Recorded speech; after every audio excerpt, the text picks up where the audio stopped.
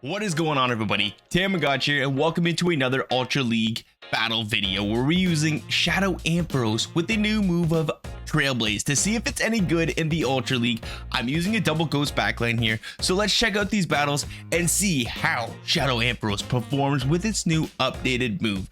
So, Swampert lead, you couldn't have asked for a worse lead. I tried to catch the Hydro Cannon here on the Jellicent, but no dice. Now let's test out to see how much that Earthquake does with the debuff, and my gosh, that still does quite a bit of damage. Going for the Shadow Ball against the Wall Rain, and that does some nice damage against the bulk of Wall Rain. Bulk versus bulk, because Jellicent is very bulky as well. Again, let's see this Earthquake. Oh, the nerf does not allow it to KO the Jellicent, which allows me to get this Shadow Ball off, and my opponent very smartly does not click any more bubbles here. So I decide to come in with the Ampharos. We're gonna throw a Brutal Swing bait here, just so maybe we can get a shield, and yes we do. Well, you know what? Bait once, why not bait twice? Another Brutal Swing coming in, that gets the second shield, and we now outpace to the next Trailblaze here. They're throwing back-to-back Hydro Cannons. I'm shielding both of them up because I think there's going to be something like a Charizard in the back, and Trailblaze gets that ever important attack buff here. And it is the Charizard. We get to the Brutal Swing. Brutal Swing is not going to be enough to KO, but it gets very, very close. If I would have did one more Volt Switch, I think we would have lost CMP tie there. And this is an issue because my Jellicent is such low health. There is weak connection going on, and oh my gosh, is this a Blast Bird? No, it's not. Just a Dragon Claw, and Trevenant is able to take that game. Whew. Double bait, and we still almost lose that game. But Fable lead, they're gonna hop into a Haxorus, and honestly I don't have the best answer to this Pokemon, so I'm gonna let the Breaking Swipe go through. That does do so much damage, and now I'm gonna come in with the Jellicent here. Breaking Swipe is gonna be coming in, lowering that attack again and again. So what am I gonna do? I'm gonna farm up 2 more Hex, and now we're gonna throw the Shadow Ball here. Shadow Ball is gonna be doing nice damage, but they get the shield, and now they have another Breaking Swipe coming in. Breaking Swipe, not enough to KO, but I over tap, and now they get to a third Breaking Swipe. We are 3 stages debuffed. So they're thinking, hey, the Shadow Ball might not KO, but left, right, good night, and that does a boatload of damage to that Haxorus. I swap into the Ampharos. We have a boatload of energy, but they have a Gengar in the back. What the heck am I seeing on my screen here? Brutal Swing is enough to get that last shield. I'm gonna come in now with the Jellicent. We did have a little bit of residual energy. I'm gonna shield this up just because we get to the Shadow Ball here, and Shadow Ball will be taking care of this Gengar. I probably could have went for this Surf. Gengar is super glassy, but you know, I didn't want to risk it for the Biscuit, and now we bring in the Trevenant. We should be able to outpace the Shadow Ball before they reach to Meteor Mash. First Meteor Mash does a good amount of damage, but we got the Shadow Ball locked and loaded, and Trevenant is going to win CMP. Left, right, good night, Clefable, and that's going to be a good game. Well played to my opponent.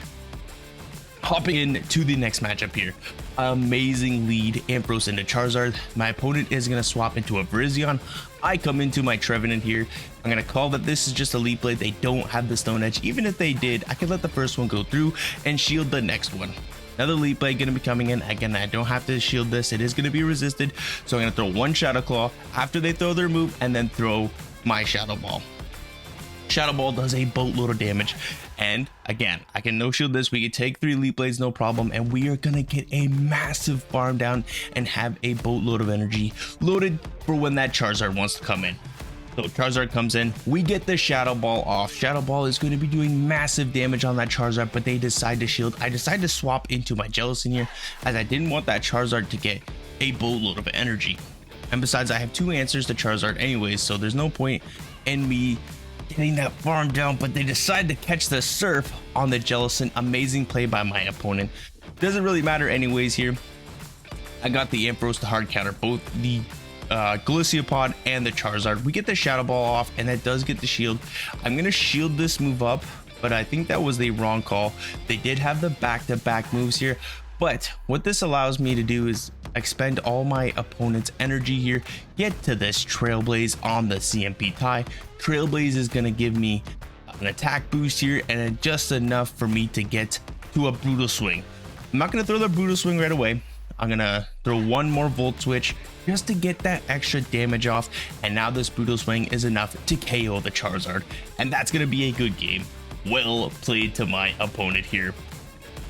Hopping into the next matchup, another Swampert lead. Catching good and bad leads, and same game plan as last time. I'm going to throw 3 volt switches and try to catch the Hydro Cannon. This time they do not throw any energy, and in comes the Wall Raid. Shadow Ball does a lot of damage. I mean, about 35% to this thick Wall Raid, but Earthquake, you can see the nerf really on the Earthquake for Wall Raid. It really significantly impacts it, but Swampert, not so much. Because Swampert is more of an attack weighted Pokemon, Jellicent is going to take that Wall Raid matchup a lot easier now that the Earthquake has been nerfed.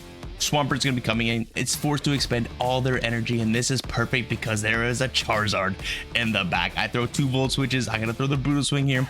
Brutal Swing going to be getting that first shield. I'm going to shield up was probably going to be the Dragon Claw, but I'm already at another Brutal Swing. So one more Volt Switch, Brutal Swing coming in. If I throw one more Volt Switch, I'm at another Brutal Swing, but they decide to let that go, and it does so much damage. But I'm going to let this go to just a Dragon Claw, and we have a Trailblaze locked and loaded for this Swampert, and this Swampert isn't gonna know what hit them left, right, good night, and that's gonna be a good game. Well played to my opponent. We had the Trevenant left, but it's a great feeling to finish it off with the Ampharos. Deoxys lead here. We have the Brutal Swing to hit them, but they decide to throw the Psycho Boost and Dip strategy. Very good strategy. Would hits for some nice damage here, but now out comes a double. I'm gonna throw this Trailblaze here. Trailblaze is gonna be doing some nice damage, and not so much. I'm gonna let the first move go through, and then I'm gonna throw the Brutal Swing after throwing 1 Volt Switch. Hopefully I can catch a move here, a Body Slam onto my Jellicent, but we'll see. Brutal Swing, gonna get that shield. Now I come in with the Jellicent. Unfortunately, the Surf is not gonna be enough to KO. Dubwool is very bulky in the Ultra League, and now I have to let this go to Wild Charge. Oh, that does so much damage, but this is absolutely amazing. This sets up my Trevenant for a massive farm down. Double resisted Shadow Claws. They are 4 times debuff. We get 3 Shadow Claws in, which is gonna be perfect because what do they want to do? They bring in a Registeel. I'm gonna farm 8 Shadow Claws and then throw the Shadow Ball. Shadow Ball gonna be doing massive damage, and I try to catch the move here, but they held on to the energy, and then they throw the Focus Blast, which is fine by me because now I'm gonna farm up more energy, 6 Shadow Claws this time, and then throw the Shadow Ball. Probably gonna be in that last shield. No, it doesn't. They survive. Quite unfortunate, but I can let the Zap Cannon go through. It's not very effective, and now we just have to get to the back-to-back Shadow Balls. Hopefully, with the amount of farm that we have, back-to-back Shadow Balls, is 1 Shadow Ball is going to be enough with the attack fall. First Shadow Ball coming in, that gets the shield. Second Shadow Ball, we outpace to the CMP tie. Is this enough to KO? Left, right. Good night, Deoxys, and 1 Shadow Claw is gonna finish that game. Well played to my opponent there, and a beautiful 5-0 set. This team was a lot of fun to run. Double Ghost in the back, Ampharos in the lead. Whew, I had a blast with it. Nice Tapu Fini counters, nice Charizard counters, decent Swampert counters, good Wall Raid counters. Honestly, a very well-rounded team. The only thing you really have to watch out for is going to be Dragon type Pokemon, which you don't really have a solid answer to. But I don't see a lot of those around anyways. And Giratina, you got Brutal Swing, Shadow Claw, Shadow Ball, Hex, and Shadow Ball. All 3 Pokemon could have good play against Giratina Alter. So again, thank you all so very much for watching. If you guys are liking the content, please hit that like button, comment if you want to see anything in the future, subscribe if you haven't already, because it really helps out the channel. It's greatly appreciated, and I will see everybody in the next video.